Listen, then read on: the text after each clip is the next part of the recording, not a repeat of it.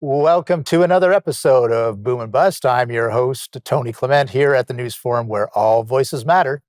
Our panel returns today to discuss the latest economic and political issues. The Honorable Joe Oliver is the former federal Minister of Finance and Minister of Natural Resources.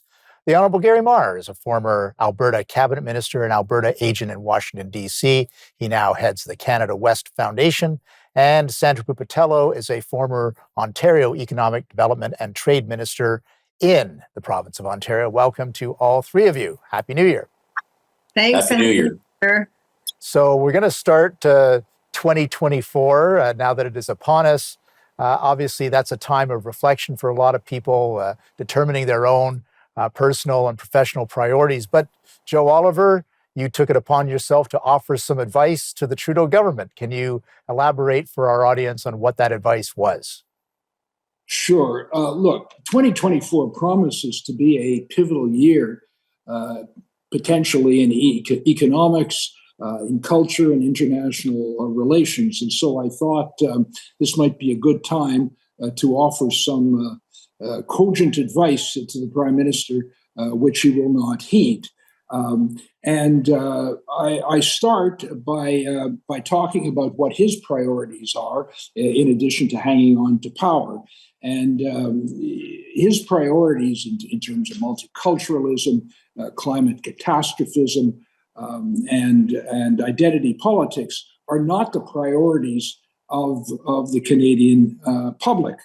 And there were some interesting polls done on that. Nanos quite understandably identified the economy, jobs, inflation, cost of living, affordability, housing as the critical issues. And also there's a question of immigration and cultural identity, which wasn't on the list, but clearly is a looming subject because it really deals with what is the nature of Canada. So I talked a bit about that in the article, and I referred to a very interesting poll done by Leger, which started by saying that 78% of Canadians are quite concerned about how the Middle East conflict was impacting on communities here in Canada.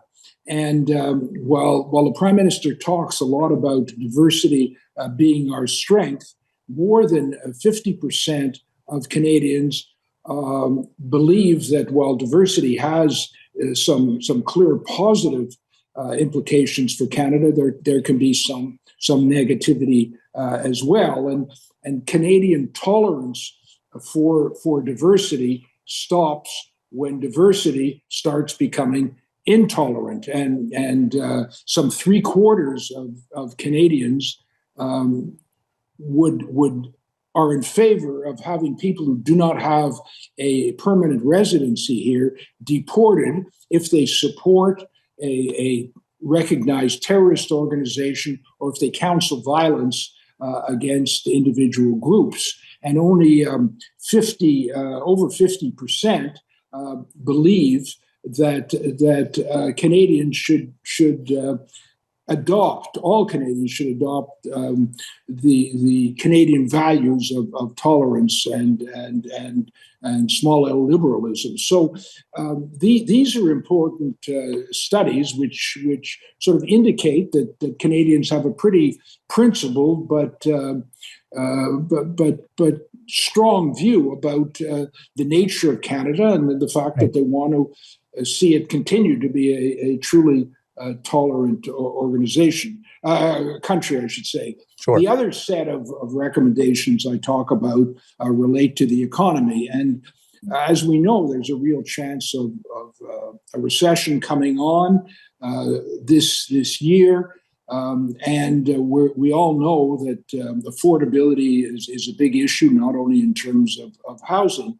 And so there's a real concern that individual prosperity has been pretty flat for a lot of Canadians, and it looks like GDP growth will be very modest this year, perhaps less than 1%. Right. But GDP per capita will actually decline. Which Yeah. means the average prosperity of Canadians will fall. Indeed. So we need policies that will address that issue. Absolutely. And I want to obviously go around the table, hear from the other folks too. We are going to take a short commercial break. We'll be back after these messages.